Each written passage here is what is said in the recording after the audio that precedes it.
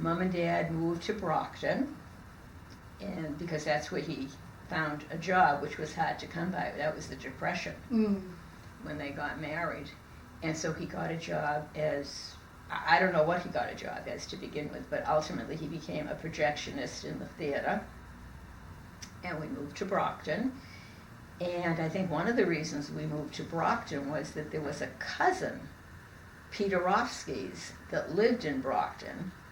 So that was like, they weren't moving to a place where they knew nobody. At least they had somebody, some point of reference. And he worked as a projectionist, and I remember as a little kid walking with friends, going by the theater where he worked, saying, "This is my father's. This is my father's theater." And I used to love to visit him in the projection booth, which at that time was a horror place to really? Have to work. Right. Was it really hard? Or? It wasn't that the work was that hard, but in order to access the booth, which was up higher, you had to walk up like a ladder type of thing. There was a door in the back of the theater, open the door, and there was like a ladder type of stairway to get up, tip of ladder, not stairs, but ladder to climb up to the booth. There was no air conditioning.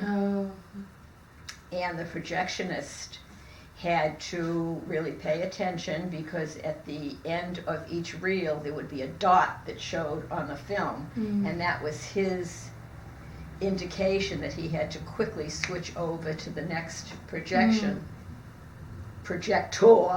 where the next reel was on. Oh, wow. And then he had to take the reel that had just played, rewind it on two big spools, and I remember he had to hold it and would cut his fingers, the edges of the film. His hands became very, very coarse and hard from having to do all that. And then get that ready, put it back in this big tin can, and then take the reel that had to go on when the second one was over. So it was a constant. And inside the projector, they had